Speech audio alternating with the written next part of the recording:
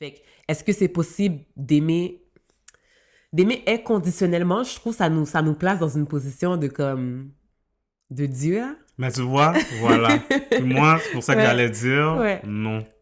D'aimer inconditionnellement.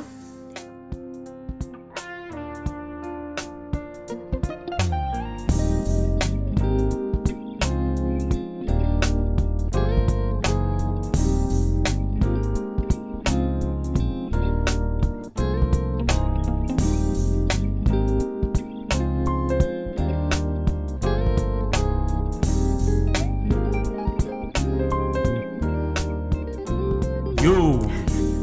Quoi? Comment tu l'as fait? That's a new thing. Hello people!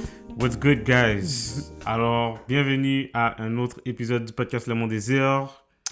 Alors, mon nom est Greg.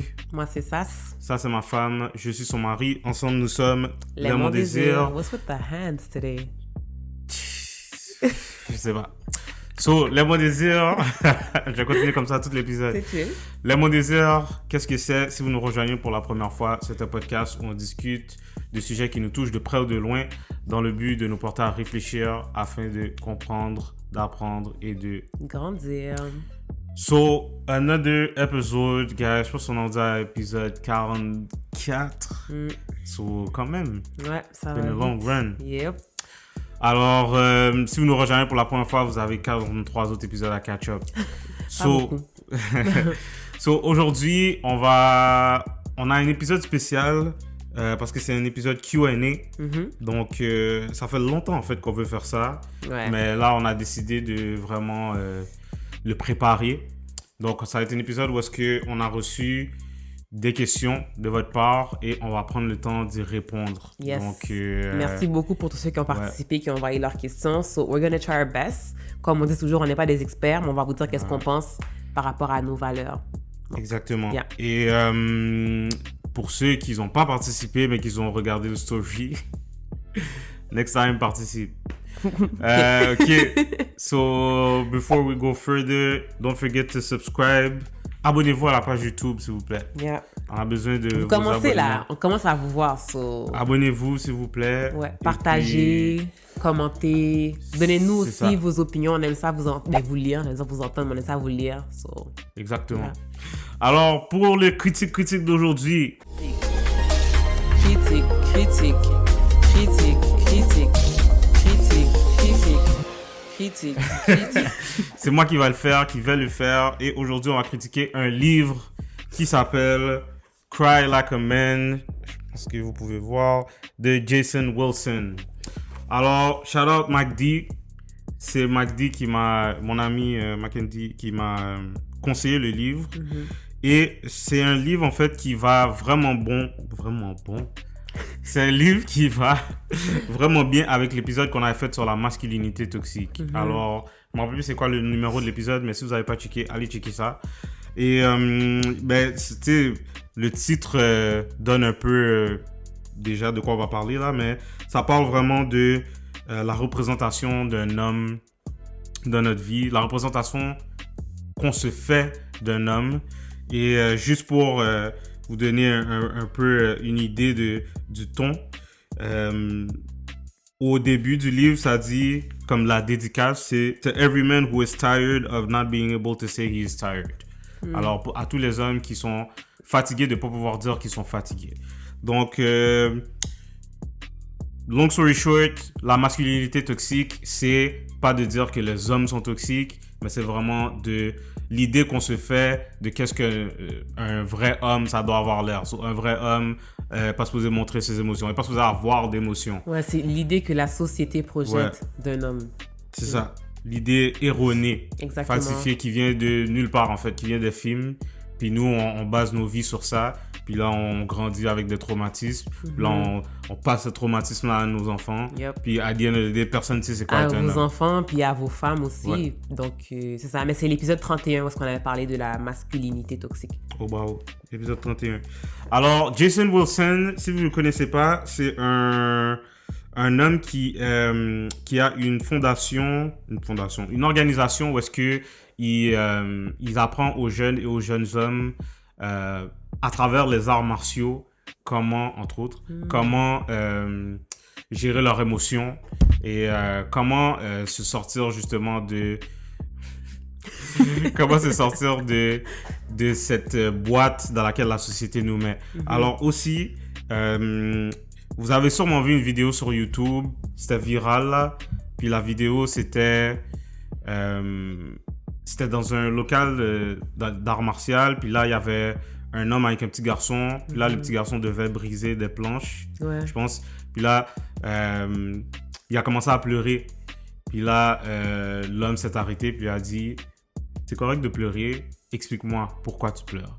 Fait que là ça a vraiment enseigné au petit garçon à comme à gérer, communiquer. C'est ça, à expliquer justement, comme tu dis, qu'est-ce qu'il ressent. Ouais, communiquer ses émotions. Puis, tu sais, on l'a pas shut down pour lui dire les vrais hommes, ça pleure pas, whatever. Fait que ça, c'est un exemple. Mais la vidéo était vraiment virale. Au pire, on mettra le lien dans la description. Mais c'est une petite vidéo, puis c'est une vidéo qui est très inspirante. Puis, en fait, le livre parle de l'histoire de la vie de l'auteur, Jason Wilson. Donc, qu'est-ce que j'ai pensé du livre? En gros, c'était un bon livre. C'était posé. Qu'est-ce que j'ai aimé du livre? C'est que, justement, ça touche un sujet que je trouve qui est très important, qui est très intéressant et qui me touche personnellement, qui touche tous les hommes que je connais. Et donc, ça, c'est ce que j'ai aimé du livre. J'ai aimé le fait que aussi, c'est vraiment... Tu sais, le gars, c'est un chrétien, là. Fait que sa définition de l'homme vient de la personne qui est derrière la création de l'homme. Donc, ça vient de la source. Ça vient pas de quelqu'un qui pense... Tout connaître. Ouais, c'est ça. So, ça, c'est ce que j'ai aimé du livre. Qu'est-ce que j'ai moins aimé du livre? C'est que c'est juste une histoire, dans le fond. C'est pas... tu sais, ça va pas t'expliquer comme de façon, genre... C'est pas une étude sur pourquoi la masculinité toxique est mauvaise. Puis ça, j'aurais aimé qu'il y ait un petit peu plus de ça, genre, tu sais, d'arguments, d'études ou bien que tu me démontres des affaires. Moi, c'est plus mon style. Mais en fait, le livre, c'est vraiment juste son histoire. Donc, c'est vraiment une introspection sur sa vie à lui. Ouais. OK. Comment... Tu sais, je vais pas vous donner de punch là, mais il a vécu vraiment, vraiment, vraiment beaucoup de problèmes. Dans le sens que le gars vient du ghetto. So, que ce soit avec sa mère, tu sais, il y avait une relation très complexe avec son père. Ça qui nous montre encore une fois l'importance qu'un père peut avoir dans la vie d'un enfant. Avec ses frères, il y a des frères qui sont carrément morts à cause de tout ce qu'il y a, de son environnement, les gangs de rue et tout ça. Fait qu'il nous raconte vraiment son histoire, puis comment il est arrivé à où est-ce qu'il en est aujourd'hui, puis qu'est-ce qu'il fait aujourd'hui. So, ça, c'est chill. Mais j'aurais aimé un petit peu plus... Parce que, tu sais, à the end of the day, c'est son histoire. Ouais. Même si on peut relate, ouais. Mais c'est son histoire. Mais est-ce que tu penses que c'est aussi une question que tu t'attendais pas à justement lire son histoire? T'as-tu pensé lire? Okay. Ouais, c'est ça. Je m'attendais pas à ce que ce soit comme ça, son autobiographie ou whatever. Même si c'était intéressant. Mais ça, c'est peut-être quelque chose que j'ai moins aimé. Mais en même temps, ça peut aussi être une porte d'entrée vers le sujet pour des personnes qui sont pas tellement à l'aise ou pas tellement au fait de c'est quoi. Puis ça peut te porter à aller chercher plus sur la situation en tant que telle. Ouais. Ouais, non, c'est sans doute un bon livre, là. Mais c'est juste moi, personnellement. C'est ce que j'ai pensé du livre. So, quand même, je le recommande. On va mettre le lien du livre dans la description. Jason Wilson, je vais pas lire sa biographie, là, mais... ouais, peut-être pour vous donner une autre idée de la vibe du livre, ça dit derrière in this gripping message-driven memoir, Wilson shares his story of discovering what it means to be a man in a world that considers male emotions taboo. So, je pense que c'est vraiment comme un bon livre, mais je pense que c'est le premier livre, après tu dois lire un autre sur la masculinité toxique. So, ma note, 7.5 sur 10. Jason Wilson. 7.5, bravo. 7.5 sur 10. Quand même, c'est quoi ça? B? I guess. B moins, genre? B moins? I guess. Ah, pas B moins, là. Ok, ça, 8 sur 10. Okay. 8 sur 10. 8 sur 10, Jason Wilson. Bravo, Thank you. Jason. All right. Moving on. Alors, Ah, est-ce qu'on a des annonces? Oh, on approche notre 2000. Ouais. Bon. D'ici à ce que l'épisode sorte, C'est on sera ça. peut-être... Bon, on sait pas. On approche les 2000 followers sur Instagram. So, thank you. Merci pour fait tous un ceux qui cœur. partagent. Vraiment qui est plein de ça qui est agréable à commenter. Mais... Pour tous ceux qui partagent, pour tous ceux qui mettent dans nos stories. En passant, par rapport aux stories, là, on veut dire quelque chose, ça Bon fait longtemps point. qu'on veut dire. Bon point. Il y a des stories qu'on repartage, qu'on reshare. Et il y a des stories qu'on reshare pas, mais c'est parce qu'on les voit pas. C'est pas parce qu'on vous aime pas, genre. C'est ça. Fait que pensez pas que... On vous donne du shade parce Ouais. qu'on vous share jamais, mais on share votre ami. Parce que ce qui fait, en fait, que souvent, on peut le voir, c'est que vous n'avez pas un profil privé où qu'on vous suit. Puis souvent, quand on voit pas le stories parce que justement, vous êtes privé. C'est ça qui arrive la majorité des fois. Donc, des fois, exemple, je suis dans ma propre page, puis je vois des amis qui ont share, ben là, je vais pouvoir screenshot puis aller share. Donc, c'est pas du shade, pas du tout. Des fois, we don't even know that you shared. But for all of y'all that share and that we don't see, thank you. Thank you. Alors, pour 2000 followers, ceux qui sont habitués avec nous, il y a un concours qui s'en vient. On est en train de le préparer. So Yes. stay tuned for that. Yep. All right. Alors, on peut y aller Yes. avec notre première question. OK. Donc, on va aller avec la première question qui, en fait, nous a été posée par... Tu vas dire, OK, Non, comme je vais ça? pas OK. dire le nom des gens, mais qui nous a été posée par quelqu'un. Et c'est en fait cette question-là qui a fait en sorte qu'on s'est dit, OK, on va faire l'épisode Q&A. Et c'était pas une question c'est pas une idée de sujet. C'était vraiment une question où est-ce que la personne voulait avoir notre avis. Puis on s'est dit que la question était tellement bonne que ça valait la peine de le partager avec tout le monde, puis aussi d'avoir plus d'avis pour savoir qu'est-ce que les gens en pensent. So, est-ce que tu peux commencer par nous lire la question? Yep. Donc, la question, en fait, c'est, selon vous, a-t-on le devoir de contribuer au bonheur de notre partenaire? Voilà. Alors, selon vous, a-t-on Le devoir? Puis la personne voulait mettre un accent sur le mot devoir. Alors, est-ce qu'on a le devoir de contribuer au bonheur de notre partenaire? Yep. Tu veux commencer?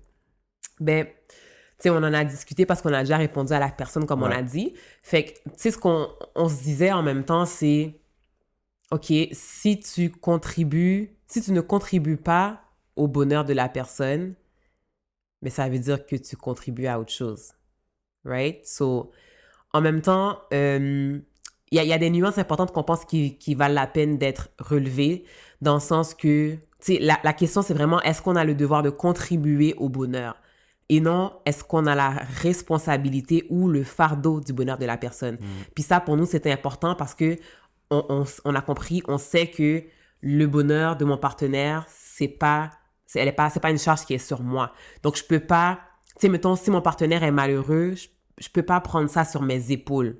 C'est ça qu'on trouvait important de dire. Donc, oui, de contribuer, effectivement, c'est important parce que tu dois, en tant que partenaire, dans le fond, t'assurer d'agrémenter, comme tu peux, bien sûr, la vie de la personne avec qui tu vis. Tu sais, tu veux lui faire plaisir, c'est un devoir que tu as, mais est-ce que tu dois être responsable du bonheur au complet pour te déchaîner, démener, pour être sûr qu'elle soit jamais triste? Non. Puis ça, c'est une nuance qui est vraiment... Tu pourras pas, exactement. Ça, c'est une nuance qui est vraiment importante, là. Ouais, puis même, j'irais plus loin en disant que non seulement dans une relation de couple, mais dans n'importe quelle relation, si je suis ton ami... Selon moi, si je suis un bon ami, mon devoir aussi, c'est de contribuer à ton bonheur, que ce soit avec des conversations, par ma compagnie, en passant du temps de qualité ensemble. Mais pour moi, c'est dans n'importe quelle relation saine, que ce soit comme amoureuse, amicale ou bien tes parts familiales, j'ai le devoir de contribuer à ton bonheur. Fait que, encore une fois, là, si on va plus loin dans le couple, c'est spot on ce que tu as dit par rapport à la nuance. Tu sais, je peux pas tenir Sarah non plus responsable de mon bonheur parce que c'est quelque chose qu'elle pourra jamais accomplir. Elle vit pas, elle n'a pas été créée pour me faire plaisir là. That's right. She's her own person, I'm my own person. Puis ensemble, on contribue au bonheur, mais l'un de l'autre, mais toute ma vie, c'est pas ma relation avec Sarah. Exactement. Dieu m'a créé pour plein d'autres choses, puis de Mais je pense que c'est important de le dire parce que de tenir son partenaire responsable de tout son bonheur, de toute sa C'est vie, tellement lourd. it's to hold that Yeah. person to a standard that It's they will never unachievable. be able to achieve. Ouais. C'est juste Dieu, là. Puis en même temps, je pense que c'est ça qui fait qu'on est souvent déçu aussi en relation, peu importe la relation, c'est parce qu'on on s'attend tellement de l'autre personne, on a tellement de grandes attentes, ce qui fait que tu demandes à la personne est-ce que tu vas aller manger, est-ce que tu vas aller faire ça, la personne te dit non, c'est fini, ta journée est gâtée. Pourtant, pourtant la personne est une personne à part entière aussi, hors de toi, même si vous êtes mariés. Puis je pense que on a tous eu des moments où est-ce qu'on a un peu perdu ça de vue, que la personne n'a pas à dire oui à tout ce que tu veux, la personne n'a pas à faire tout ce que toi tu veux. C'est à toi de te détacher de ça aussi. Puis ça me rappelle un peu comme le livre que je lis là sur Boundaries. Critique à venir. Ouais, quand Merci. je vais terminer. Mais tu sais, dans le livre, il y a une partie qui est vraiment importante que... Parce qu'il y a vraiment plein de parties là, a lot of gems, mais il y a une partie que je me rappelle, ça disait, tu sais, dire non, c'est vraiment important. Puis c'est important parce que ça fait la personne à qui tu parles réaliser que tu existes hors de elle. Fait que, tu sais, le fait que je te dis non, là, c'est pas la fin de ma vie. Comme j'ai d'autres choses que je peux faire. Puis ça force aussi la personne en question à se tourner vers une autre personne. Fait que ça crée des balises puis des limites qui sont vraiment importantes pour pouvoir vous distinguer l'un de l'autre puis finalement préserver votre santé mentale, là. C'est vraiment ça. Fait que, yep. Alors, c'est ça. Je pense que ça répond bien à la question. Donc, ne prenez pas ce fardeau et n'imposez pas ce fardeau à votre partenaire. Ouais, ça va être impossible. Impossible. Ouais. Puis, à the end of the day, les deux, vous allez être malheureux. Ouais. Ouais. So, bonne question. Très bonne question. Alors, prochaine question. OK, encore une autre excellente question, man. J'aime ça avoir des questions comme ça. OK, alors, quelqu'un nous a posé comme question... Pensez-vous que c'est possible d'aimer son partenaire inconditionnellement? Au fil des années, les gens changent, nous changeons. Comment aimer chaque saison de son partenaire? Dans le fond, c'est deux questions là même. Mais on va commencer par la première. Penses-tu que c'est possible d'aimer ton partenaire inconditionnellement? Est-ce que c'est possible? Oui. Est-ce que c'est facile? Non, obviously. Mais tu sais, on en a déjà parlé beaucoup dans nos épisodes. C'est quoi aimer? Aimer, c'est pas juste des émotions. Aimer, c'est pas juste ça me tente de le faire aujourd'hui, sauf je vais le faire. Aimer, c'est vraiment une décision qu'on prend. Tu sais, quand vous avez donné vos vœux, ou peut-être si vous n'êtes pas encore marié, vous êtes copain-copine ou whatever, vous avez une certaine entente de, tu sais, je vais t'aimer, genre. Mais je pense que ça, c'est une distinction claire qu'il faut faire, que c'est pas émotionnel ou c'est pas strictement émotionnel, c'est aussi un engagement. Je pense que quand on fait cette distinction-là, ben là, on comprend qu'il faut s'y prendre d'une manière différente. Il y a un effort à faire pour aimer. Fait que, est-ce que c'est possible d'aimer inconditionnellement? Je trouve que ça nous place dans une position de comme... de Dieu, là. Mais tu vois, voilà. Moi, c'est pour ça que j'allais dire non. D'aimer inconditionnellement. Parce que je sais pas si c'est ça qu'elle voulait dire pour vrai, la personne, avec ce terme-là. C'est ça qu'elle a écrit, fait qu'on va répondre à ça. So, moi, ce que je pense, tout ce que tu as dit, c'est vrai, 100%. Par contre, puis pour de vrai, là, c'est tellement une bonne question que je continue à y penser, puis pour de vrai, ça se peut que d'ici à ce que l'épisode sorte, j'aurais changé d'avis. Mais je sais pas si c'est même... Qu'est-ce qui te fait douter? Vraiment faire attention. Ouais. OK. Parce que, tu sais, inconditionnellement, là, ça veut dire que peu importe qu'est-ce que tu fais ou qu'est-ce que tu deviens, je vais t'aimer. Mais genre, si ce que tu fais, si dans ce que tu fais, tu contreviens ou bien tu... comment dire? Si dans ce que tu fais, tu portes atteinte ou bien tu transgresses notre engagement qu'on a pris l'un envers l'autre, est-ce que je dois continuer à t'aimer? Exemple, si tu me trompes, on s'est promis fidélité, mais si tu me trompes, est-ce que je dois continuer à t'aimer? Moi, je pense que, comme tu as dit, tu peux. Ce ne sera pas facile, mais est-ce que tu es obligé? Ben attends, ça dépend, là. Oublie pas. Parce que quand tu fais un vœu, quand t'es marié, t'es supposé aller all the way. Ouais, mais la Bible le dit, là. Par rapport à... Dans que dans le cas... Non, mais dans le cas... Parce que j'ai fait exprès d'utiliser cet exemple-là. L'infidélité, ouais. Parce que dans le cas d'une infidélité, je peux décider de pas continuer avec toi. Sauf que, tu sais, la Mais Bible dit pas... le vœu, tu dis quand même jusqu'à ce que la mort nous sépare. Donc. Oui, sauf dans ce cas-là. Mais là, ce que je veux dire, ok, là, je veux pas rentrer dans... Si il y a une infidélité, tu dois te séparer. Mais je pense que ça, la Bible l'a précisé parce que ça a vraiment... Là, t'as cassé l'engagement, t'as cassé le vœu, Ouais. puis c'est ça, t'as cassé le vœu, fait que quelqu'un peut décider pour cette raison-là de pas continuer. Mais oublie pas aussi, dans la Bible, ça mentionne cette partie-là parce que ça dit à cause de la dureté du cœur de l'homme. Oui, c'est pour ça que je dis que c'est pas un genre...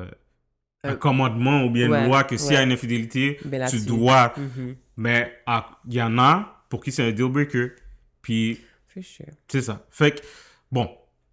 Parce que dans tout ça, c'est vraiment... On s'arrête présentement sur la partie inconditionnellement. Ouais, c'est ça. Mais je pense que ça va avec la deuxième question ou bien l'autre partie de la question qui dit quand ton partenaire change.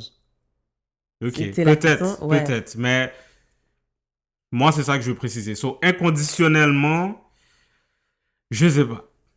Je sais pas. C'est ce que je vais dire. Je sais pas. I hope you gonna Je suis love pas me sûr. unconditionally. Mais c'est ça l'affaire. Mais là, tu sais, ça dépend c'est quoi la condition. Parce que, justement, comme tu dis, la deuxième partie de la question, c'est pas nécessairement par rapport à quelque chose que ton partenaire aurait fait, mais plus un changement. Tu sais, la deuxième partie de la question, c'est au fil des années, les gens changent. Nous changeons. Comment aimer chaque saison de son partenaire? Ça, je trouve que c'est une question différente. So, tu veux commencer avec celle-là ou... Comment aimer? OK. Fait que comment est-ce qu'on fait pour aimer une personne qui change? Je sais même pas comment commencer, honnêtement. Ok, je vais commencer si tu veux. OK, vas-y. Moi, ce que je pense, c'est que... Ok, les gens vont changer, for sure. Ça, là, c'est une garantie. Les gens changent, puis toi, tu vas changer aussi. Tu vas changer d'avis. Ouais, c'est ça. C'est normal. On mature, on grandit, on passe par des expériences qui nous font changer de perspective. Tu vas apprendre de tes erreurs, tu vas apprendre des erreurs des autres. Donc ça, c'est une garantie. Fait que la première chose que je pense, c'est qu'il faut réaliser que, puis on a un peu parlé dans le dernier épisode, non seulement, tu sais, quand je t'ai marié, t'étais Sarah à 25 ans, genre, mais tu vas grandir. Fait que Sarah à 40 ans, physiquement, c'est pas la même personne que Sarah à 25 ans, mais psychologiquement aussi, ce sera pas la même personne. Fait que la même façon que c'est garanti qu'elle va changer physiquement, c'est garanti qu'elle va changer dans son mind. Puis ça, il faut le comprendre, puis il faut l'accepter. Ouais. Puis un des meilleurs exemples que j'ai par rapport à ça, c'est comme ceux qui regardent Kev on Stage, c'est un comédien, puis il y a une plateforme aussi avec sa femme. Il y a un podcast avec sa femme. Puis dans le podcast, il parle souvent de... Sa femme s'appelle Melissa. Il parle souvent de Melissa 2.0. Dans le sens que... je trouve ça tellement deep, mais dans le sens que pendant une longue partie de leur vie, sa femme était pas vraiment elle-même. Parce que c'est comme si elle existait pour supporter ou bien pour faire plaisir à son mari. Fait que son purpose à elle, c'était en son mari. Fait que c'est ça qu'elle avait compris. Fait que elle avait pas vraiment ses propres intérêts. Elle avait pas vraiment ses propres goûts. Puis même, tu sais, quand il y a des affaires qu'elle voulait pas vraiment faire, elle allait dire oui juste pour faire plaisir à son mari ou bien si ça pouvait l'aider. That's the compliant person in the book. C'est ça. Fait que ça, c'était elle. Mais maintenant, là, elle a flip complètement. Parce que là, elle a appris à se connaître. Elle a blossom. Elle s'est épanouie. Elle a appris à se connaître. Elle a appris à connaître ses intérêts, son purpose à elle. Non seulement dans le mariage, mais individuel. Fait que là, c'est complètement une autre personne. Fait que là, il parle souvent de Kevin, là, son mari. Il parle souvent de l'adaptation que ça a appris pour aimer Melissa 2.0. Parce qu'il la connaissait pas aussi. C'est ça. Il la connaissait pas parce qu'elle se connaissait pas. Mais maintenant qu'elle est devenue une autre personne, Fait que là, il y a des affaires que, par exemple, tu sais, pendant 10 ans, il allait lui demander de faire quelque chose pour elle, puis elle allait toujours dire oui. Ben là, maintenant, c'est non. Il doit vivre avec Il doit ça. vivre avec ça parce que, tu sais, c'est pas mauvais, c'est pas qu'elle est devenue une mauvaise femme Elle ou est bien rebelle. whatever. Mhm. Elle s'est juste trouvée, genre. Ouais. Fait que, comment aimer son partenaire à travers chaque saison? Ben, moi, je trouve que la première chose, c'est de comprendre que la saison va arriver. Ouais. Il y a des saisons où est-ce que ton C'est bon. partenaire... Ça sera pas toujours nice, là. Il y a des saisons où est-ce que ton partenaire va être down, il va peut-être avoir une dépression, va peut-être passer à travers de l'anxiété. Il faut, comme, expect quasiment, genre, que il va avoir des différentes saisons. Puis que c'est pas nécessairement que ton partenaire est devenu mauvais. Mais c'est juste que Il a évolué. il a changé. évolué, il a changé. Il a grandi. Puis c'est la vie, là. Ouais. Ouais. Je suis d'accord avec ça. Puis en même temps, tu sais, ça me rappelle justement, tu sais, comme quand tu te maries, ben, Dieu prône le mariage. Puis dans le mariage, tu sais, Dieu sait qu'on va changer, là. Dieu est au courant de ça. Il sait très bien on va se marier, on aura comme, j'aurai 25 ans, t'auras 27, puis on va évoluer. Fait que le fait qu'on s'unisse vraiment, je pense que Dieu a la provision pour qu'on puisse s'aimer au travers de différents changements. Et même lorsque, justement, on dit nos vœux, tu sais, on dit oui aux différentes saisons sans peut-être même le réaliser. Tu sais, on dit dans la santé, dans la maladie, dans... Bon, je sais même plus c'est quoi les vœux, là. On donne vraiment comme toujours, genre, deux extrêmes. Puis je pense on a tellement hâte de dire parce qu'on veut se marier, mais si vraiment on analysait ce qu'on dit, on comprendrait qu'on dit oui aux différentes saisons. Ouais. Puis, tu sais, en même temps, je pense que si aucun de vous ne change, si aucun de vous n'évolue, ben c'est qu'il y a une lacune, c'est qu'il y a un problème, malheureusement. Donc, tu sais, comme tu as dit, c'est de comprendre qu'on va évoluer, c'est comprendre qu'on va grandir, c'est de comprendre qu'il y a du changement qui va arriver, puis de se dire oui à ça, puis de se supporter l'un et l'autre là-dedans, puis de se pousser finalement à évoluer parce qu'il faut qu'on évolue. C'est ça. Même, t'as dit se pousser carrément à évoluer. Ouais.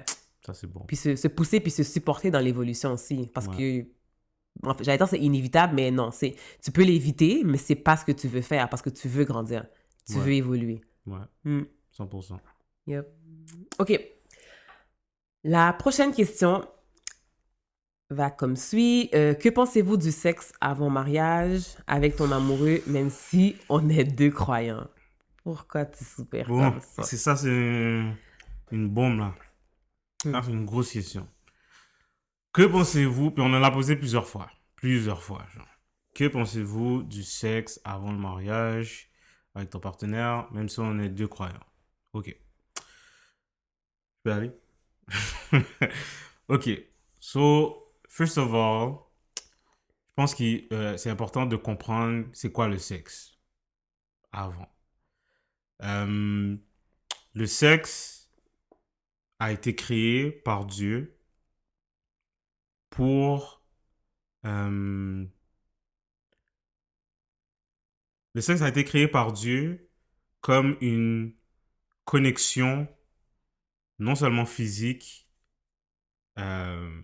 mais mentale, psychologique, même spirituelle, entre deux époux, entre deux personnes qui ont pris un engagement l'un envers l'autre. Le sexe, c'est bon. Ok, ça, je veux que ce soit clair. C'est pas le sexe qui est mauvais, mais le sexe a été créé pour être exercé dans un cadre particulier. Il y a une image, je me souviens qu'on était allé dans... je vais même pas dire ça. Quand j'écoutais un podcast qui s'appelle Coram Deo, puis il avait donné une image par rapport au sexe, puis il comparait à du feu. Tu sais, le feu, quand c'est dans un foyer, comme on vient d'acheter un foyer, là, que Sarah était super excitée pour. Quand le feu est dans le foyer, c'est comme, it's enjoyable. Tu t'assis devant le feu, c'est le fun, parce que c'est contrôlé. Ouais. Mais quand le feu est dans une forêt, il n'est pas dans un cadre, c'est pas contrôlé. Il y a plus de danger. Il y a plus de danger, c'est destructif. Ça, c'est le sexe. Fait que c'est pas le sexe qui est mauvais, ça dépend du cadre dans lequel on fait. Maintenant, moi, ce que je pense personnellement, ça c'est... Tu sais, la réponse facile, c'est de dire que la Bible est contre, là. Ça, on s'entend. C'est clair pour tout le monde. Mais ce que je pense personnellement, c'est que en tant que couple, je pense que on devrait pas... je pense qu'il y a certains privilèges qui viennent avec l'engagement. Je peux pas m'attendre à ce que Sarah agisse comme une femme pour moi si je lui ai pas demandé d'être ma femme. Désolé.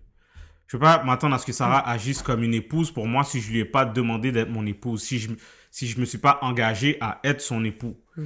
Fait que pour moi, le sexe, c'est une des nombreuses choses qui fait partie du privilège d'être marié, du privilège qui vient avec l'engagement. Fait que, un autre exemple, je peux pas demander à Sarah d'élever mon fils si j'ai pas pris l'engagement, si j'ai pas pris l'engagement envers elle. Je peux pas m'attendre à ce que elle cuisine pour moi si j'ai pas. Mais là, je suis pas pour dire. Là, je donne des exemples. C'est ça que je dois faire. C'est juste ça que je dois faire. Là, je dois juste donner des exemples. C'est pas pour dire que si vous êtes pas marié, fais pas à manger pour le gars. C'est pas ça que je dis. Mais je peux pas m'attendre. C'est ça. Mon point, c'est tout simplement, je peux pas m'attendre à ce qu'elle agisse comme une femme si elle est pas ma femme. C'est tout simplement ça. Ouais. Puis le sexe, Dieu l'a créé pour que ce soit exercé dans un certain cadre. Puis Dieu étant Dieu, qui connaît tout, s'il l'a fait de cette façon-là, c'est parce qu'il comprend que quand le sexe est pas dans le cadre dans lequel il devrait être, ben, inévitablement, ça va avoir des conséquences négatives. Ouais. Puis, tu sais, on va pas se mentir, ça va te faire plaisir, ça va faire plaisir à ton corps, à ta chair. Mais ça peut avoir des effets qui vont au-delà de juste l'orgasme que tu as eu à la fin. Ouais, C'est ça. ouais. J'aime ce que tu as mentionné quand tu dis justement que ça fait partie d'un privilège qui doit être enjoyed. C'est ça. Pour lequel un privilège que tu dois bénéficier selon un certain cadre. Parce que pendant que tu parlais, tu sais, je pensais au fait que, tu sais, Dieu nous appelle à avoir de la maîtrise de soi aussi.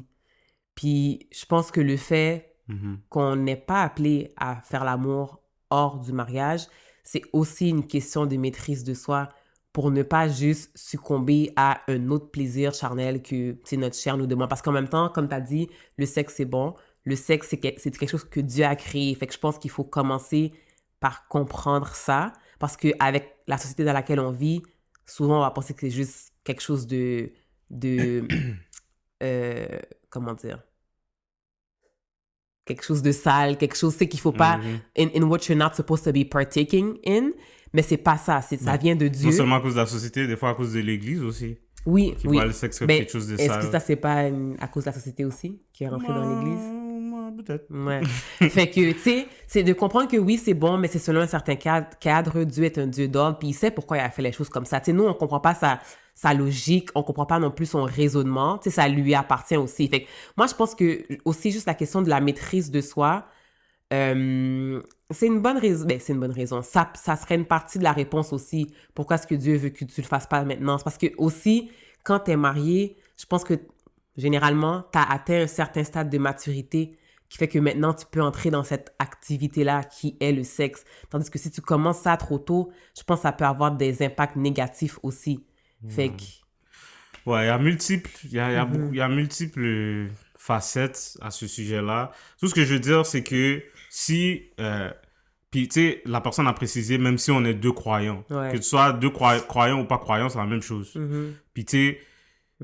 Que tu sois, tu sais, on est deux croyants, puis tu sais, on sait qu'on va se marier, là, on est fiancés. Ouais. Mais moi, ce que je peux dire, c'est que le sexe, très souvent, ça, que tu sois croyant ou pas, vient amener beaucoup de complications dans un couple. Très souvent. Comme, si c'est fait dans le mauvais cadre, ça vient amener beaucoup de complications qui sont pas nécessaires, souvent dans un couple. Parce que l'affaire, c'est que, ça rentre dans un autre sujet, mais souvent... L'homme versus la femme, on a deux façons différentes de voir le sexe. Comme la femme, c'est beaucoup émotionnel. Ouais. Genre, elle va vouloir... Ben, là, en général, là, je parle en général. La femme, c'est plus émotionnel, puis elle va vouloir le faire avec quelqu'un qu'elle a choisi, qu'elle aime. Tandis que le gars, c'est beaucoup plus comme... on va dire, animal, genre. C'est pour assouvir une pulsion. C'est la testostérone est vraiment plus présente, puis c'est pour assouvir, c'est ça. Ouais. En Mais tout cas. ça me rappelle aussi comme, tu sais, on a souvent entendu des témoignages de personnes qui ont expérimenté les deux côtés. Tu sais, une relation en faisant l'amour, tu sais, hors mariage, puis ils ont eu une période d'abstinence, puis après ça, ils se sont mariés, puis ils ont fait l'amour. Souvent, ils disent que... C'est différent. Ouais, souvent, ils vont dire que, dans le fond, quand tu t'abstiens d'actes sexuels hors mariage, ben, tu prends le temps de connaître la personne sous d'autres angles. Tu sais, c'est pas seulement physique, c'est beaucoup plus émotionnel. Tu sais, tu commences à comprendre vraiment qui la personne est en son essence. Parce que quand tu vas directement à faire l'amour, ben là, il y a une partie... C'est comme si vous brûlez des étapes. Ouais. Il y a une partie qui est pas vraiment touchée, c'est vraiment juste sexuel. Puis c'est ça. Ouais. Maintenant, ce que je veux dire, c'est que si vous l'avez déjà fait puis vous n'êtes pas marié, c'est pas la fin du monde. De pas se dire que ben, de toute façon c'est trop tard, fait que might as well do. On va continuer parce qu'au monde je la donne. Non, mais je pense que il y a une vertu. C'est ça. C'est pas seulement la vertu, c'est pas nécessairement d'être vierge au mariage. La vertu, c'est qu'est-ce que tu disais, la maîtrise de soi. Ouais, d'attendre. Je pense que Dieu veut qu'on soit maître de nos corps, puis que ce soit pas notre corps qui soit maître de nous. Exact. Qu'on soit pas, tu sais, on n'est pas nos désirs.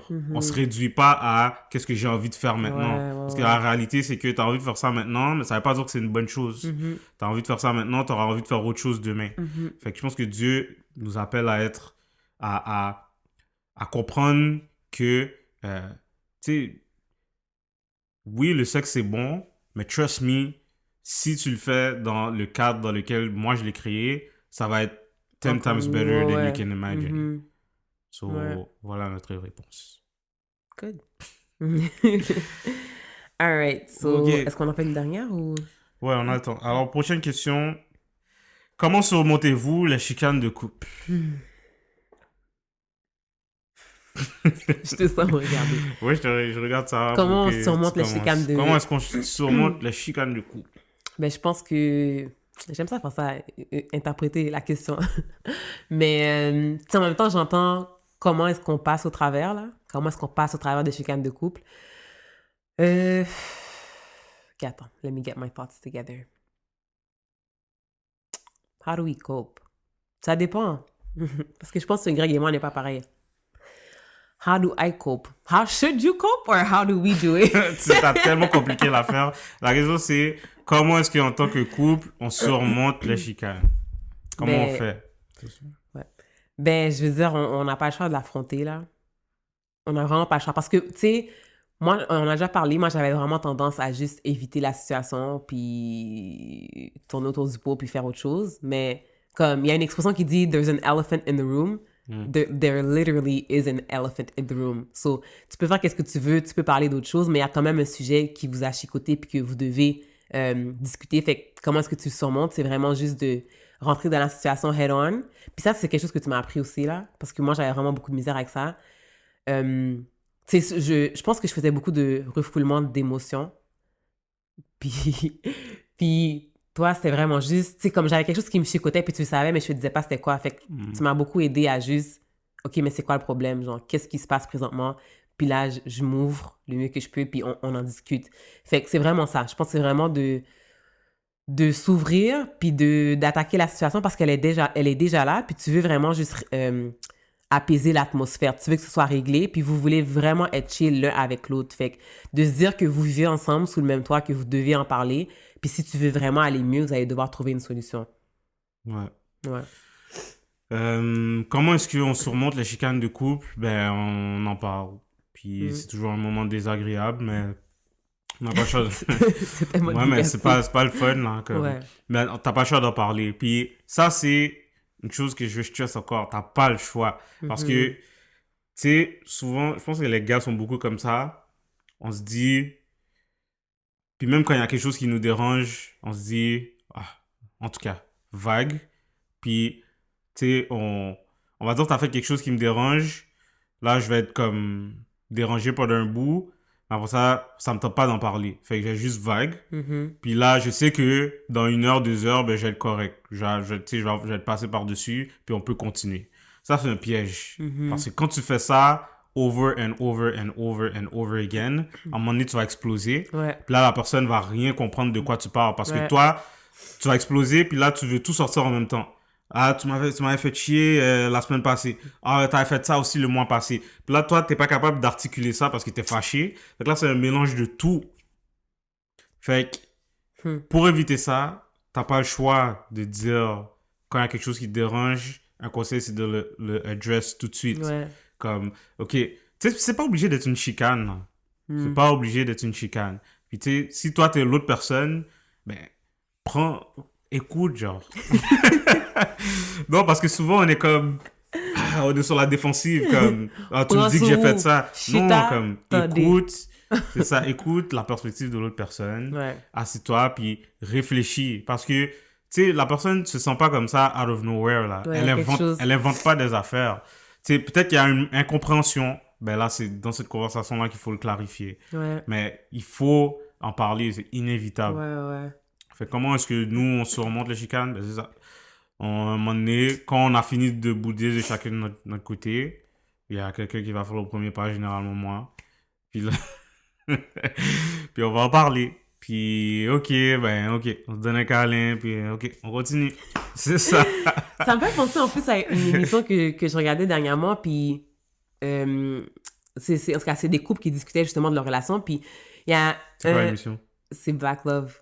Puis il y a un homme, justement, dans un des deux couples, qui a dit « We don't fight to win, we fight to grow ». Je trouve ça tellement important, tellement vrai. Puis c'est la perspective qu'on devait avoir. Puis honnêtement, dans le mariage, c'est toi qui me l'as rappelé. Tu sais, on n'est pas ennemis, là. On s'est mariés, on est une équipe, on est ensemble. Puis quand on se chicane, c'est pas nécessairement pour qu'une personne ait raison ou pour dire, OK, cette fois-ci, t'as gagné la chicane ou t'as gagné la chicane. C'est vraiment parce qu'on n'est pas la même personne. Fait que c'est sûr qu'on va butt heads, comme on dit en anglais. Fait que c'est d'apprendre à mieux se connaître puis de grandir au travers de ça. Fait que c'est ça. We don't fight to win, we fight to grow. Ouais. C'est bon. OK. Alors, les prochaines questions qu'on a, on va pas y répondre. Bah, en fait, on y a déjà répondu. Donc, on va juste vous rediriger sur ce qu'on a déjà dit. Parce qu'on veut pas pénaliser les gens qui ont déjà écouté les épisodes puis qu'on se répète. Et vous ne serez pas pénalisé parce que vous allez pouvoir aller écouter ce qu'on avait déjà dit. Exactement. Alors, une question, c'est: pensez-vous que les couples chrétiens non chrétiens fonctionnent à long terme? Alors, short answer, non. Là, je vais dire, il y a des exceptions. Voilà, merci beaucoup. Mais l'exception confirme la règle. En général, moi, je vais dire non. L'exception confirme la règle? Oui. Ah ouais? T'as jamais entendu ça? Ouais, mais... L'exception confirme la règle. Il y a toujours des exceptions. Il y a toujours une personne que tu connais pour qui ça a marché. Mais c'est pas... ça, c'est une exception. En général, non, ça fonctionne pas. C'est pas l'exception ne confirme pas la règle? Non. Okay. L'exception confirme la règle. D'accord. C'est ça? Ça me fait douter, là. Non, je suis pas mal sûr que c'est ça. L'exception confirme la règle. Puis, dans quel épisode on en a parlé? Dans l'épisode numéro 8. Donc, on va mettre un lien. Ouais, l'épisode, ça va être en haut peut-être. L'épisode numéro 8. On a touché à ça, puis je pense qu'on est allé pas mal en détail. Sinon, si c'était pas assez en détail, on retournera dessus. Ok. Prochaine question. Comment faire pour garder l'amour, l'amitié dans ton mariage sans s'oublier?